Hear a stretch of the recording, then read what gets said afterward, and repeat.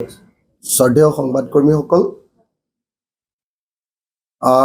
আগন্তুক 2024 চনৰ নিৰ্বাচনৰ লোকসভা নিৰ্বাচনৰ প্ৰথম পৰ্যায় সম্পৰ্কে আমি এই সংবাদমেল আয়োজন কৰিছোঁ। উজনি অসমত গৌৰৱ গগৈ ডাঙৰীয়াক যোৰহাটত আৰু ডিব্ৰুগড়ত লুৰিণজ্যোতি গগৈ ডাঙৰীয়াক বিপুল ভোটত জয়যুক্ত কৰাবৰ কাৰণে আমি প্ৰথমতেই ডিব্ৰুগড়বাসী ৰাইজ আৰু যোৰহাটবাসী ৰাইজক প্ৰথমতে অনুৰোধ জনাইছোঁ। ইতিমধ্যে আমি দেখিছোঁ যে যোৰহাটৰ ৰাইজে মন বান্ধি লৈছে যে এইবাৰ বিজেপিক পৰাভূত কৰিব, সাম্প্ৰদায়িক বিজেপিক পৰাভূত কৰিব, ফেচিষ্ট বিজেপিক পৰাভূত কৰিব আৰু আমাৰ দেশৰ জনগণৰ বাক স্বাধীনতা হৰণ কৰা এইবাৰ বিজেপিক সম্পূৰ্ণৰূপে পৰাভূত কৰিবৰ কাৰণে যোৰহাটবাসী ৰাইজে নিজে এইবাৰ নিৰ্বাচন খেলা যেন অনুভৱ হৈছে।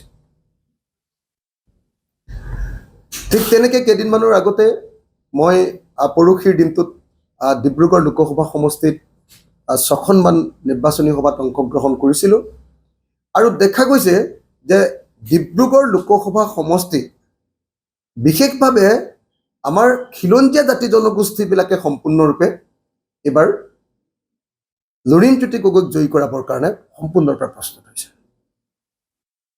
এইবাৰ বিজেপিৰ একমাত্ৰ ভৰসা হ'ল বহিৰাগতসকল। এইবাৰ বিজেপিৰ একমাত্ৰ ভৰসা হ'ল তেওঁলোকৰ সাম্প্ৰদায়িক ৰাজনীতি উজনি অসমত। আমি দেখিছোঁ যে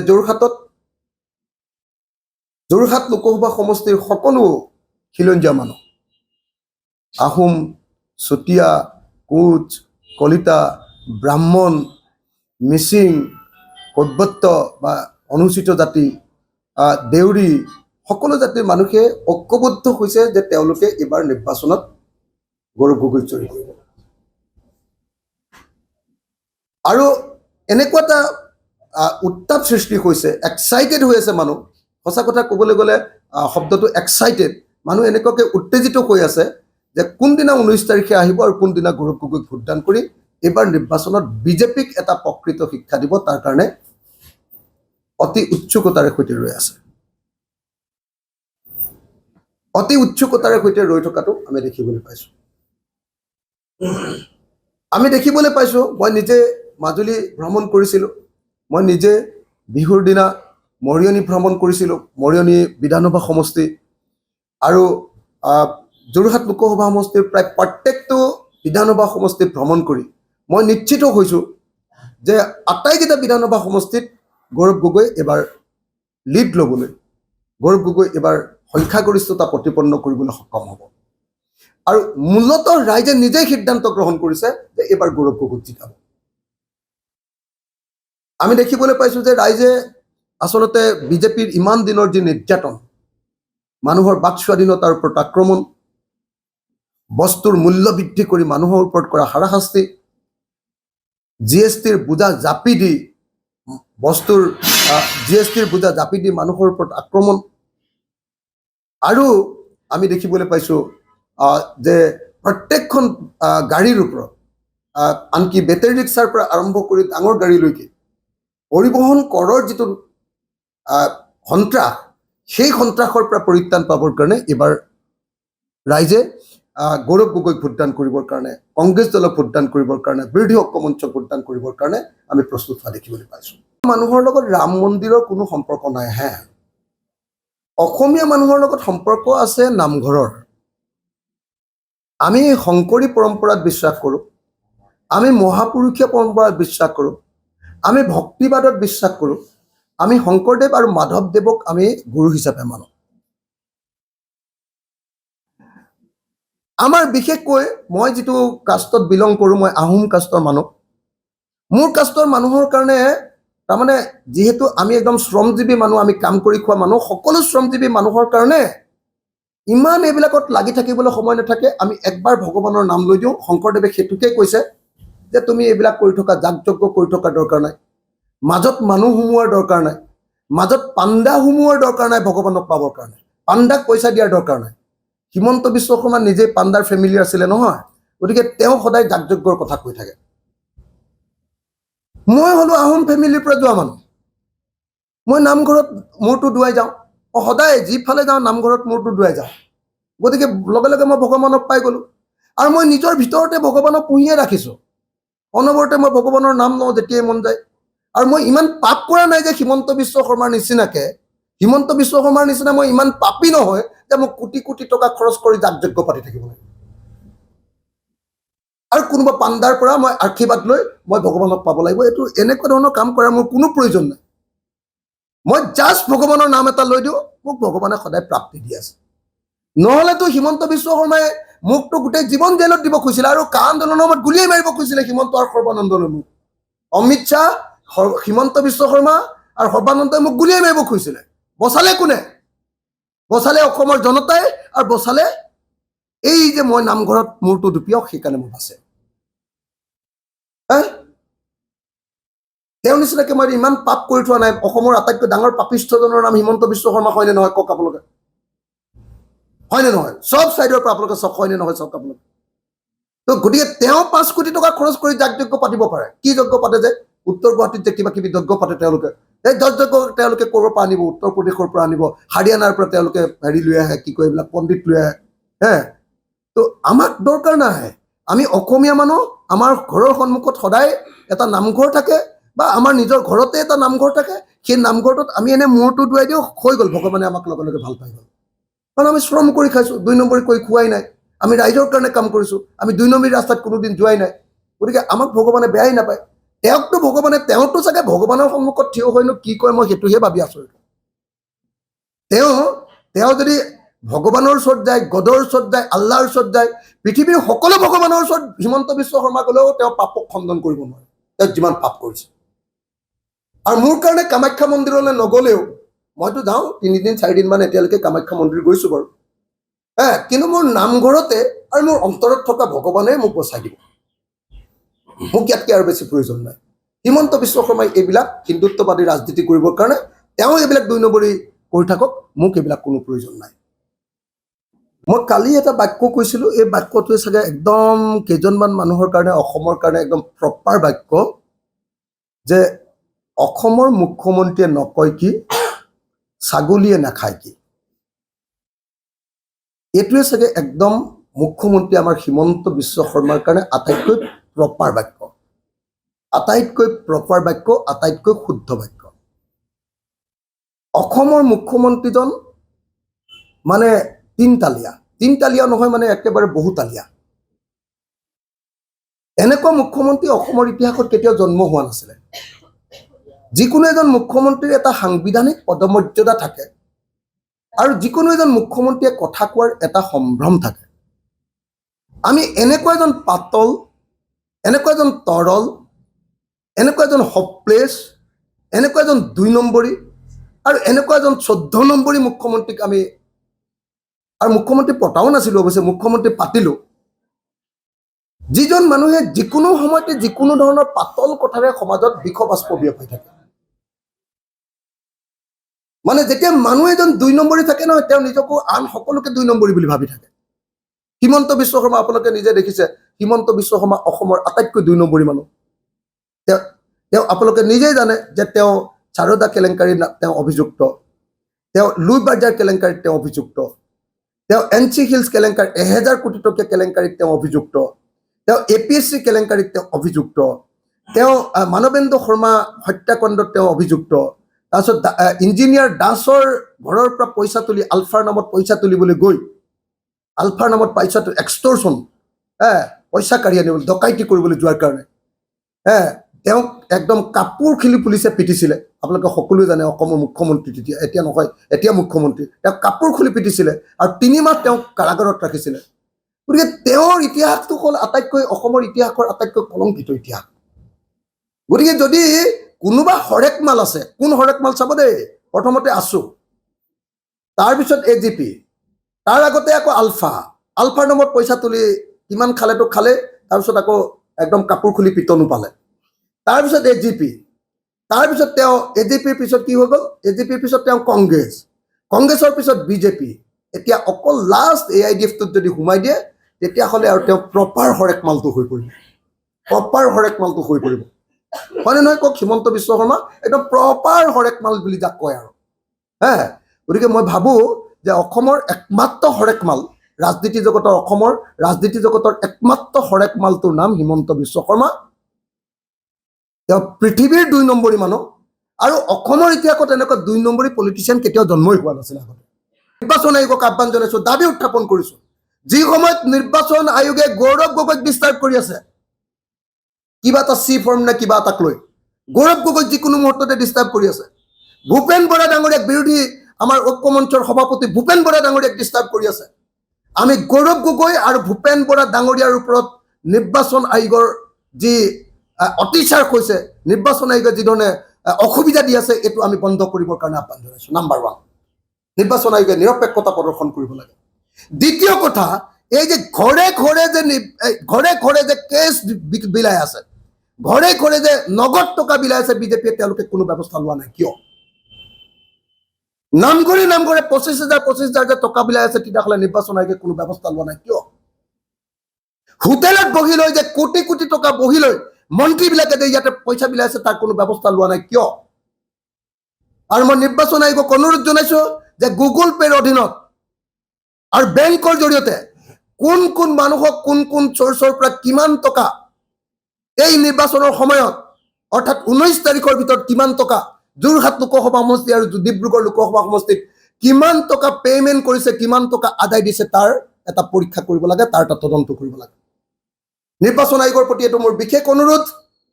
নিৰ্বাচন আয়োগে যাতে নিৰপেক্ষতাৰে সৈতে এটা তদন্ত কৰে যে গুগল পে'ৰ জৰিয়তে কোন কোন চ'ৰ্চৰ পৰা কোন কোন মানুহলৈ এইবাৰ পইচা ট্ৰেন্সফাৰ কৰা হৈছে, পইচা পঠিয়াই দিয়া হৈছে। আমি জানিব পাৰিছোঁ যে আমাৰ শিৱসাগৰ বিধানসভা সমষ্টিত হাজাৰ হাজাৰ মানুহৰ পৰা বেংক একাউণ্ট নাম্বাৰ আৰু গুগল পে' নাম্বাৰ লৈছে। গতিকে বেংক একাউণ্ট নাম্বাৰ আৰু গুগল পে' নাম্বাৰটো, এই আটাইবিলাক পৰীক্ষা কৰি বিহিত ব্যৱস্থা গ্ৰহণ কৰিবৰ কাৰণেও আমি নিৰ্বাচন আয়োগক আহ্বান জনাইছোঁ। তেওঁলোকে আমাৰ ভগৱানক কিনিব খুজিছে, তেওঁলোকে আমাৰ মানুহৰ মগজুক কিনিব খুজিছে। গতিকে বিজেপি দলৰ বিৰুদ্ধে সকলোকে ঐক্যবদ্ধ হৈ ভোটদান কৰিবৰ কাৰণে মই আহ্বান জনাইছোঁ। মই হাতজোৰ কৰি আহ্বান জনাইছোঁ, যোৰহাট লোকসভা সমষ্টিৰ সকলো ৰাইজকে আহ্বান জনাইছোঁ যে গৌৰৱ গগৈ হ'ল ভাৰতৰ এজন শ্ৰেষ্ঠ সাংসদ। গৌৰৱ গগৈ হ'ল অসমৰ দিল্লীত এটা ফেচ বা মুখপাত্ৰ, অসমৰ মুখপাত্ৰ হ'ল গৌৰৱ গগৈ। গৌৰৱ গগৈয়ে লোকসভাত ডেপুটি লিডাৰ হিচাপে লোকসভাক নেতৃত্ব দিয়াৰ সুযোগ লাভ কৰিছে। 1947 চনৰ স্বাধীনতাৰ পাছত ৭৬ বছৰৰ পাছত হেম বৰুৱা আৰু দীনেশ গোস্বামীৰ পাছত অসমীয়া জাতিয়ে আটাইতকৈ বাকপটু, আটাইতকৈ ভালকৈ বিতৰ্ক কৰিব পৰা আৰু লোকসভাত গাম্ভীৰ্যপূৰ্ণ বক্তব্য, শালীন বক্তব্য আৰু গুৰুত্বপূৰ্ণ বক্তব্যৰে লোকসভা কঁপাই দিব পৰা, নৰেন্দ্ৰ মোদী আৰু অমিত শ্বাহক কঁপাই দিব পৰা বক্তব্য প্ৰদান কৰিব পৰা আৰু দেশ আৰু জনগণৰ স্বাৰ্থত থকা গৌৰৱ গগৈক যাতে সকলোৱে ভোট প্ৰদান কৰে, মই তাৰ কাৰণে বিনম্ৰভাৱে প্ৰাৰ্থনা জনাইছোঁ। 1947 চনৰ পাছত অসমীয়া জাতিয়ে এজনো অকল হেম বৰুৱা আৰু দীনেশ গোস্বামীৰ বাহিৰে আচলতে প্ৰকৃত ভাল সাংসদ আমি এজনো পঠিয়াব পৰা নাছিলোঁ। এটা জাতিৰ কাৰণে এইটো কম দুৰ্ভাগ্যজনক ঘটনা নহয়। ৭৬ বছৰীয়া কাৰ্যকালত এজন ভাল সাংসদ পঠিয়াব নোৱাৰাটো, সাংসদ অধ্যাপক হেম বৰুৱা আৰু দীনেশ গোস্বামীৰ বাহিৰে, মাত্ৰ 2জন সাংসদ পঠিওৱাৰ বাহিৰে বাকী ভাল সাংসদ পঠিয়াব নোৱাৰাটো এটা দুৰ্ভাগ্যজনক ঘটনা। তেনেকুৱা সময়ত এজন প্ৰভাৱশালী সাংসদক আমি এইবাৰ নিৰ্বাচনত ভোট দিবৰ কাৰণে সুযোগ লাভ কৰিছোঁ। তেওঁ হ'ল গৌৰৱ গগৈ। গতিকে গৌৰৱ গগৈক সকলোৱে দলে বলে আহি ভোটদান কৰিবৰ কাৰণে মই সকলোকে বিনম্ৰভাৱে প্ৰাৰ্থনা জনাইছোঁ। গৌৰৱ গগৈ হ'ল অসমীয়া জাতিৰ এজন প্ৰতিনিধি, দিল্লীত অসমীয়া জাতিৰ প্ৰতিনিধি তেখেত। গৌৰৱ গগৈ হ'ল ভাৰতৰ এজন উদীয়মান ৰাজনীতিক। সুযোগ সুবিধা পালে গৌৰৱ গগৈ হয়তো ভাৰতৰ প্ৰধানমন্ত্ৰী হ'ব। যদি কেতিয়াবা সুযোগ সুবিধা পায় গৌৰৱ গগৈ হয়তো ভাৰতৰ প্ৰধানমন্ত্ৰী হ'ব। আৰু গৌৰৱ গগৈ যদি কেতিয়াবা প্ৰধানমন্ত্ৰী নহয়ও ভাৰতবৰ্ষৰ এজন গুৰুত্বপূৰ্ণ কেন্দ্ৰীয় মন্ত্ৰী হ'ব। আৰু এইবাৰ যদি গৌৰৱ গগৈ জিকে তেতিয়াহ'লে নিশ্চিতভাৱে গৌৰৱ গগৈ ভাৰতৰ দ্বিতীয় বা তৃতীয় গুৰুত্বপূৰ্ণ কেবিনেট মন্ত্ৰীজন হ'ব। আৰু গৌৰৱ গগৈ জিকাৰ পাছত যদি কেনেবাকে বিজেপি জিকে তেতিয়াহ'লে গৌৰৱ গগৈ হ'ব গোটেই ভাৰতৰ মানুহৰ কণ্ঠ লোকসভাত। গতিকে তেনেকুৱা এজন মানুহক ভোটদান নকৰি যাতে কাঠৰ মূঢ়া এটাক, তপন গগৈ নামৰ এটা কাঠৰ মূঢ়াক যাতে কোনো ভোটদান নকৰে, অকল তপন গগৈ নামৰ অকমান্য এজন সাংসদক যাতে কোনো ভোটদান নকৰে, তাৰ বাবে মই বিনম্ৰভাৱে প্ৰাৰ্থনা জনাইছোঁ। এজন সাংসদ হ'বৰ কাৰণে তিনিটা কোৱালিটিৰ খুব প্ৰয়োজন। প্ৰথম কথা ভাষা জ্ঞান, যিটো তপন গগৈ একেবাৰে নাই, না হিন্দী ক'ব পাৰে না ইংৰাজী ক'ব পাৰে। দ্বিতীয়টো হ'ল বিষয়বস্তুৰ ওপৰত জ্ঞান। তপন গগৈ গোটেই জীৱনটো চান্দা তুলি থাকোঁতে গ'ল, পঢ়া শুনা কোনোদিনে কৰিবলৈ নাপালে, গতিকে তেওঁৰ বিষয়বস্তু এটাৰ ওপৰত বক্তৃতা দিয়াৰ তেওঁৰ ক্ষমতা নাই। আৰু তৃতীয় বস্তুটো হ'ল যে কলিজাত দম। এজন সাংসদ হ'বৰ কাৰণে তেওঁ হিম্মত থাকিব লাগিব, কথা ক'বৰ কাৰণে তেওঁ সাহস থাকিব লাগিব, যি সাহস তপন গগৈৰ নাই। আপোনালোকে সকলোৱে জানে যে এই সাহস এইকাৰণে নাই, যিজন মানুহে ইমান দিন জাতীয়তাবাদ কৰিছিলে, যিজন মানুহে সদৌ অসম ছাত্ৰ সন্থা কৰিছিলে, সেইজনে কেৱল আৰু কেৱল ক্ষমতাৰ লোভত তেওঁ হাফ পেণ্ট পিন্ধা পাৰ্টি, গেৰুৱা হাফ পেণ্ট পিন্ধা পাৰ্টি মাৰ্চ পাষ্ট কৰিবলৈ কাৰণে তেওঁ গুচি গৈছে। তপন গগৈৰ একমাত্ৰ গুণটোৱে হ'ল যে তেওঁ নিজৰ আদৰ্শ ত্যাগ কৰি ক্ষমতাৰ কাৰণে তেওঁ আত্মসমৰ্পণ কৰিব পাৰে। আৰু গৌৰৱ গগৈ আটাইতকৈ ডাঙৰ কোৱালিটিটো হ'ল যে তেওঁ সমগ্ৰ ভাৰতীয় জাতিক প্ৰতিনিধিত্ব কৰি তেখেতৰ কথা ক'ব পাৰে। গতিকে সমগ্ৰ ভাৰত আৰু অসমক প্ৰতিনিধিত্ব কৰা গৌৰৱ গগৈক ভোট নিদি তপন গগৈ নামৰ যাতে কাঠৰ মূঢ়াটোক, তপন গগৈ নামৰ যাতে ভাং কুটা মাৰিডালক যাতে ভোট নিদিয়ে, অকমান্য সাংসদজনক যাতে ভোট নিদিয়ে, মই সকলোকে সেইকাৰণে বিনম্ৰভাৱে প্ৰাৰ্থনা কৰিছোঁ। আমাৰ হাতত দুটা অপশ্যন আছে। এটা হ'ল শ্ৰেষ্ঠ সাংসদজনক আমি জিকাম, নে নিকৃষ্ট এটাও মাত মাতিব নোৱাৰা, শুই থকা, সংসদত শুই থকা, মাখি মাৰি থকা, সংসদত মহ মাৰি থকা, সংসদত শুই থকা, সংসদত নাক ঘৰ ঘৰে শুই থকা তপন গগৈক আমি ভোট দিম। এই সিদ্ধান্ত ৰাইজে লওক। মই আশা কৰিম যে ৰাইজে নিশ্চয় অসমৰ কাৰণে দপদপাই থকা গৌৰৱ গগৈৰ পক্ষত নিশ্চয় ৰাইজে সিদ্ধান্ত ল'ব, নিশ্চয় ৰাইজে সিদ্ধান্ত ল'ব। এই সিদ্ধান্ত ল'বৰ কাৰণে মই বিনম্ৰভাৱে যোৰহাট লোকসভা সমষ্টিৰ সকলো ৰাইজকে বিনম্ৰভাৱে প্ৰাৰ্থনা জনাইছোঁ, আহক আমি গৌৰৱ গগৈক এইবাৰ জয়যুক্ত কৰোঁ। এটা কথা মনত ৰাখিব যে গৌৰৱ গগৈক আপোনালোকে ভোট দিয়া মানে ভাৰতবৰ্ষৰ গণতন্ত্ৰ ৰক্ষা কৰিবৰ কাৰণে ভোট দিয়া। গৌৰৱ গগৈক যদি ভোট নিদি এবাৰ যদি বিজেপি জিকিবলৈ কয়, নৰেন্দ্ৰ মোদীয়ে আমাৰ ভাৰতবৰ্ষৰ সংবিধানখন বদলাই পেলাই আমাৰ দেশৰ ধৰ্ম নিৰপেক্ষতা আৰু আমাৰ দেশৰ গণতান্ত্ৰিক চৰিত্ৰ নাইকিয়া কৰি পেলাব। আমি এতিয়া পৃথিৱীৰ বৃহত্তম গণতান্ত্ৰিক দেশ, আৰু 2024 চনৰ নিৰ্বাচনত যদি বিজেপিয়ে চৰকাৰ কৰে, আমি হৈ যাম পৃথিৱীৰ বৃহত্তম ধৰ্মীয় মৌলবাদী দেশ।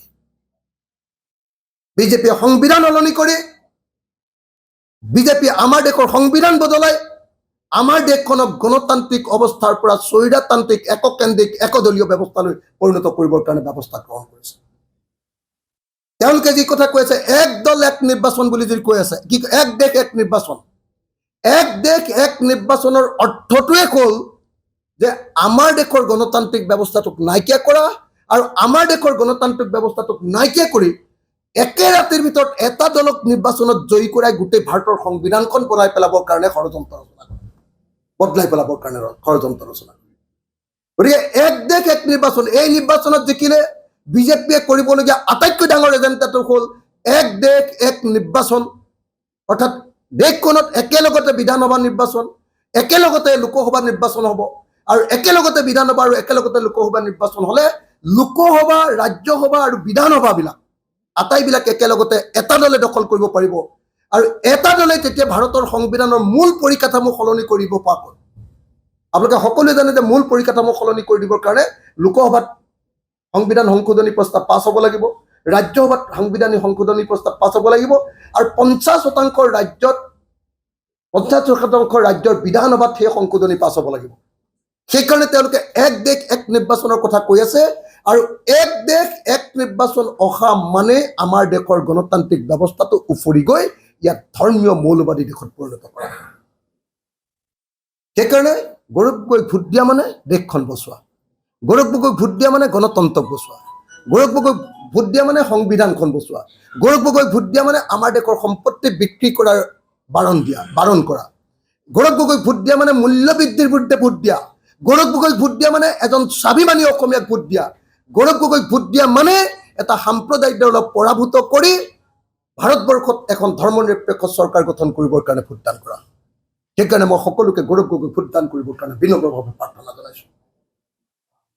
মই অখিল গগৈ হিচাপে আৰু ৰাইজৰ দলৰ সভাপতি হিচাপে দুজন গগৈ, অসম বিধানসভাত মই অখিল গগৈ থাকিব খোজোঁ আৰু অসম বিধানসভাত হিমন্ত বিশ্ব শৰ্মাক কাবু কৰিবৰ কাৰণে মই অখিল গগৈ এজনেই যথেষ্ট।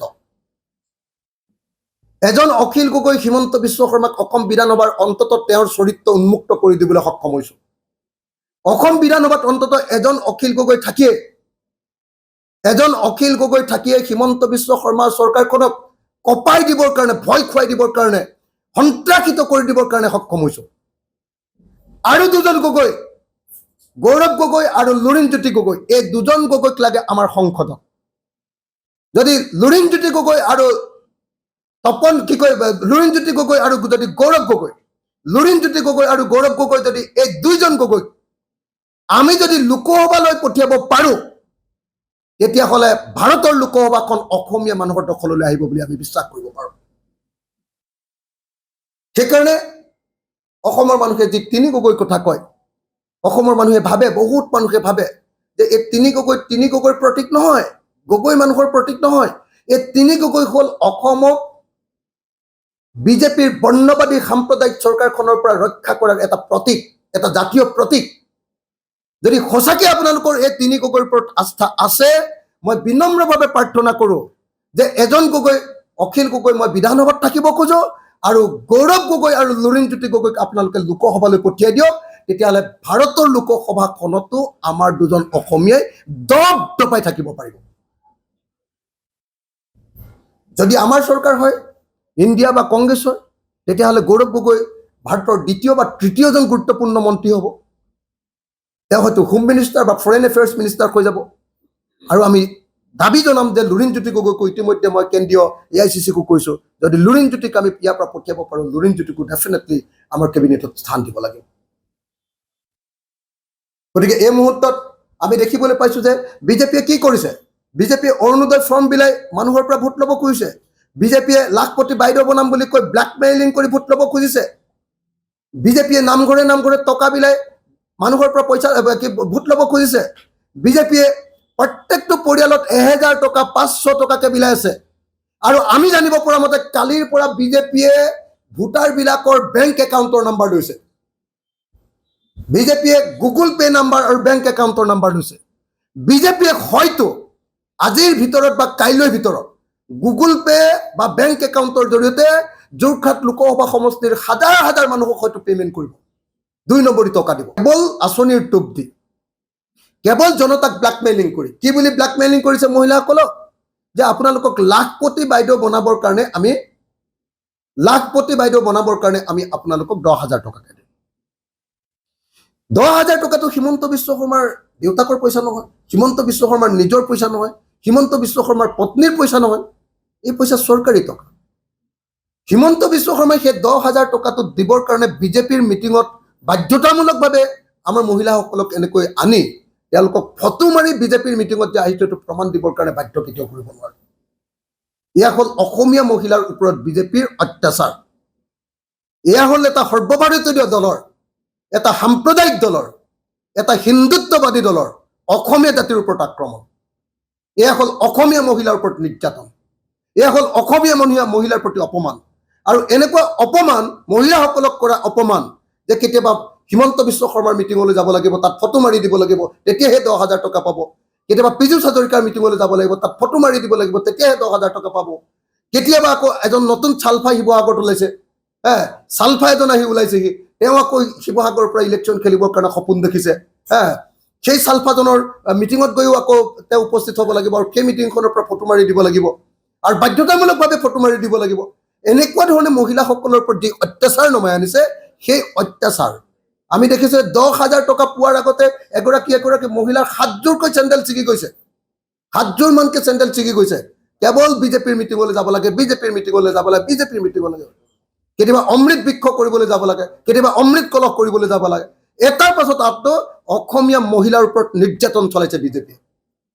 মই অসমৰ প্ৰত্যেকগৰাকী মহিলাক এইটো প্ৰত্যয় নিয়াব খোজো যে আপোনালোকে বিজেপিৰ মিটিঙলৈ যোৱাৰ কোনো প্ৰয়োজন নাই 10,000 টকা পাবৰ কাৰণে 10,000 টকা পাবৰ কাৰণে কেৱল আৰু কেৱল দুটা চৰ্ত পূৰণ কৰিব লাগে আপুনি আত্মসহায়ক গোটৰ সদস্য হ'ব লাগে আৰু আপোনাৰ আত্মসহায়ক গোটটো ৰেজিষ্টাৰ্ড হ'ব লাগে আৰু 2 নম্বৰ আপুনি এখন ফৰ্মত এখন কাগজত লিখি দিব লাগে যে এই 10,000 টকাটোৱে আপুনি কি কি আঁচনি ল'ব আপুনি মুৰ্গী পুহিব নে আপুনি হাঁহ পুহিব নে আপুনি গাহৰি পোৱালি পুহিব নে ছাগলী পোৱালি পুহিব সেইটো সি কেৱল লিখি দিব লাগে তাৰ বাহিৰে হিমন্ত বিশ্ব শৰ্মা এণ্ড কোম্পেনী তেওঁলোকক কেতিয়াও তেল মৰাৰ তেওঁলোকৰ মিটিঙলৈ যোৱাৰ কোনো প্ৰয়োজন নাই গতিকে এনেকৈ যিধৰণে মহিলাসকলৰ ওপৰত অসমৰ মহিলাসকলৰ ওপৰত অত্যাচাৰ কৰিছে সেই অত্যাচাৰৰ পুতক তুলিবৰ কাৰণে মই অসমৰ প্ৰত্যেকগৰাকী মহিলাকে প্ৰত্যেকগৰাকী সচেতন মহিলাকে মই এই সময়ত আহ্বান জনাইছোঁ প্ৰত্যেকগৰাকী মহিলাক মই আপোনালোকক আশ্বস্ত কৰিব খোজো যে হিমন্ত বিশ্ব শৰ্মাৰ বিজেপিয়ে পদুম ফুলে কোনো পধ্যে অৰুণোদয় দিব নোৱাৰে বিজেপিয়ে কোনো ৰাজনৈতিক দলে সেয়া বিজেপিয়ে হওক কংগ্ৰেছে হওক কোনেও কোনো ৰাজনৈতিক দলে কেতিয়াও চৰকাৰী ধন দিব নোৱাৰে চৰকাৰী ধন দিব পাৰে কেৱল আৰু কেৱল চৰকাৰে আৰু চৰকাৰৰ টকা পাবৰ কাৰণে কেতিয়াও বিজেপিৰ মিটিঙত যোৱাৰ কোনো প্ৰয়োজন নাই আমাৰ বিধানসভাত সিদ্ধান্ত গ্ৰহণ কৰিছে আমাৰ বিধানসভাৰ 126 জন এমএলএ সিদ্ধান্ত গ্ৰহণ কৰিছে বিধানসভাৰ সিদ্ধান্ত এইটো যে যিয়ে যাৰ হাততে ৰেচন কাৰ্ড আছে অসমৰ প্ৰত্যেকটো পৰিয়ালৰ মহিলাবিলাকে অৰুণোদয় পাব গতিকে অৰুণোদয় পাবৰ কাৰণে বিজেপিক তেল মৰাৰ কোনো প্ৰয়োজন নাই আমাৰ বিধানসভাৰ সিদ্ধান্ত যে যাৰ ৰেচন কাৰ্ড আছে নিৰ্বাচনৰ পাছত সকলো পৰিয়ালে তেওঁ বিজেপি কৰক তেওঁ কংগ্ৰেছ কৰক তেওঁ এজিপি কৰক তেওঁ ৰাইজৰ দল কৰক তেওঁ এজেপি কৰক যি দলে নকৰক লাগিলে তেওঁ প্ৰত্যেকে তেওঁলোকে এবাৰ তেওঁলোকে অৰুণোদয় পাব যদিহে ৰেচন কাৰ্ড আছে গতিকে বিজেপি দলৰ যি অত্যাচাৰ অৰুণোদয় দিয়াৰ নামত যি অত্যাচাৰ সেই অত্যাচাৰ সহ্য নকৰিবৰ কাৰণে মই সকলোকে আহ্বান জনাইছোঁ আমি দেখিছোঁ যে আমাৰ শিৱসাগৰ বিধানসভা সমষ্টিত নামঘৰে টকা বিলাই ফুৰিছে কোনোবা নামঘৰটোত 5,000 টকা দিছে কোনোবাটোত 20,000 টকা দিছে আৰু তাৰপিছত কোনোবাটোত 25,000 টকাকৈ নামঘৰত দিছে মই অসমৰ ৰাইজক অনুৰোধ কৰিব খোজো যে ভগৱানৰ মন্দিৰত ভগৱানৰ নামঘৰত এনেকৈ ব্যভিচাৰীসকলৰ টকা লগোৱাটো কেতিয়াও উচিত নহয় এই সাম্প্ৰদায়িকসকলৰ যি নামঘৰক নাকচ কৰি দিব খোজে যি আমাৰ মহাপুৰুষীয় পৰম্পৰাক অন্যায় কৰিব খোজে যি বাহিৰৰ পৰা অনা ধৰ্মক ইয়াত জাপি দিব খোজে যি উত্তৰ ভাৰতীয় ধৰ্মক ইয়াত জাপি দিব খোজে হিন্দুত্ববাদী আদৰ্শক ইয়াত জাপি দিব খোজে অথচ আমি মহাপুৰুষীয় ভক্তিবাদী পৰম্পৰাৰে অসমীয়া জাতি ইয়াতে আমি ধৰ্ম পালন কৰোঁ তো গতিকে আমাৰ নামঘৰৰ ওপৰত মাত্ৰ টকা 25,000 দি আমাৰ নামঘৰৰ গোটেই সমাজখনক কিনিবৰ কাৰণে বিজেপিয়ে যি কাম কৰিব খুজিছে তাত পতিয়ন নাযাবলৈ আৰু যি নামঘৰত এনেকৈ বিজেপিয়ে টকা দিছে তাৰ সমগ্ৰ নামঘৰৰ যিমানবিলাক মানুহ আছে সকলো পৰিয়ালে বিজেপিৰ বিৰুদ্ধে ভোটদান কৰিব লাগে বুলি মই আহ্বান ক্ষেত্ৰত আমি দেখিবলৈ পাইছোঁ যে ইতিমধ্যে একদম তাতে পোলাৰাইজ হৈ গৈছে ইতিমধ্যে তাতে মানুহে সিদ্ধান্ত গ্ৰহণ কৰি গৈছে যে গাঁৱৰ সকলো মানুহে কোনোবা গাঁৱততো এনেকুৱা হৈছে যে এখন গাঁৱৰ 100% মানুহে লুৰিণজ্যোতি গগৈক ভোট দিব 100% মানুহে লুৰিণজ্যোতি গগৈক 2004 চনৰ নিৰ্বাচনটো সৰ্বানন্দ সোণোৱালে খেলিছিলে কি বুলি কৈছিলে যদি হোৱা অসমীয়া সৰ্বানন্দক ভোট দিয়া এবাৰ কিন্তু একদম 100% ওলোটা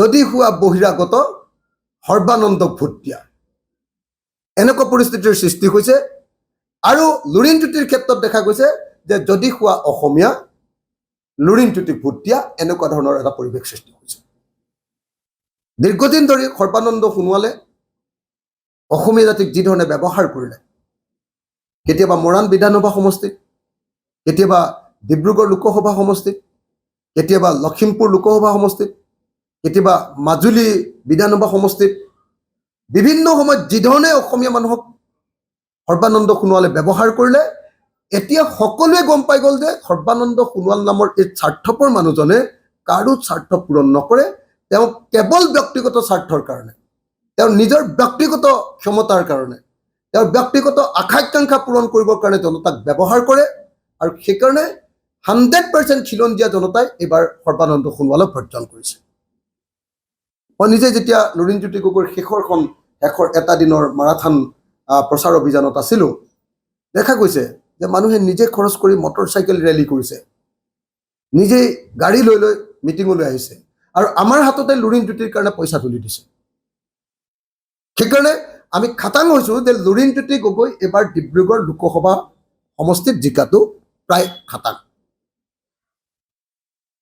মই এই মুহূৰ্তত উজনি অসমৰ ৰাইজক, এই মুহূৰ্তত বিশেষভাৱে ডিব্ৰুগড় সমষ্টিৰ ৰাইজক আৰু যোৰহাট লোকসভা সমষ্টিৰ ৰাইজক মই বিনম্ৰভাৱে প্ৰাৰ্থনা কৰিব খুজিছোঁ যে 5জন শ্বহীদক হত্যা কৰা হিমন্ত বিশ্ব আৰু সৰ্বানন্দ সোণোৱালৰ চৰকাৰক,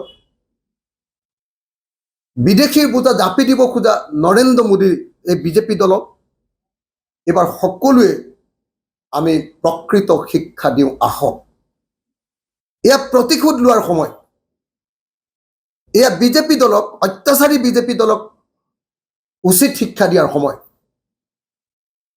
এয়া অত্যাচাৰী বিজেপি দলৰ বিৰুদ্ধে আমাৰ জীৱনৰ সৰ্বস্ব উজাৰি দি বিজেপিক পৰাভূত কৰাৰ সময়। এয়া হ'ল পাৱাৰ অফ কমন পিপুলৰ, পাৱাৰ অফ কমন পিপুল বা সাধাৰণ মানুহৰ ক্ষমতা প্ৰদৰ্শনৰ সময়। ইমান দিন হিমন্তই আমাক নচোৱালে, কেতিয়াবা অৰুণোদয় ভুৱা ফৰ্ম উলিয়াই লৈ নচোৱালে। আপোনালোকে সকলোৱে জানে যে অৰুণোদয় যিখন ফৰ্ম বিজেপি দলে এতিয়া বিতৰণ কৰিছে, এইটো 100% ভুৱা ফৰ্ম। কেলে ভুৱা ফৰ্ম? যে অৰুণোদয়ৰ চৰকাৰী ফৰ্মত সদায় আমি দেখিবলৈ পাওঁ যে তাতে অশোক স্তম্ভ থাকে, কিন্তু বিজেপিয়ে দি ফুৰা, বিতৰণ কৰি ফুৰা যিখন ফৰ্ম, সেইখনত পদুম ফুল আছে। পদুম ফুলেতো আৰু কেতিয়াও অৰুণোদয় দিব নোৱাৰে। দ্বিতীয় বস্তুটো হ'ল যে বিজেপিয়ে বিতৰণ কৰি থকা আপোনালোকে অৰুণোদয় ফৰ্মখন চাওক। মই মহিলাসকলক কৈছোঁ, আপোনালোকে অৰুণোদয় ফৰ্মখন চাওক। অৰুণোদয়ৰ কাৰণে আটাইতকৈ বেছি প্ৰয়োজনীয় বস্তুটোৱেই হ'ল বেংক একাউণ্ট। কিন্তু বিজেপিৰ যিখন অৰুণোদয় ফৰ্ম, এইখনত বেংক একাউণ্টৰ নাম্বাৰটো ভৰাবৰ কাৰণে কোনো জাগা নাই। তাৰমানে 2 নম্বৰী কৰিবলৈ যাওঁতে, খৰধৰ কৰিবলৈ যাওঁতে, ভুৱা অৰুণোদয় ফৰ্ম উলিয়াবলৈ যাওঁতে, 2 নম্বৰী অৰুণোদয় ফৰ্ম, নকলি অৰুণোদয় ফৰ্ম উলিয়াবলৈ যাওঁতে, ফেক অৰুণোদয় ফৰ্ম উলিয়াবলৈ যাওঁতে তেওঁলোকে বেংক একাউণ্টৰ কাৰণে জাগা ৰাখিবলৈ থাকিব।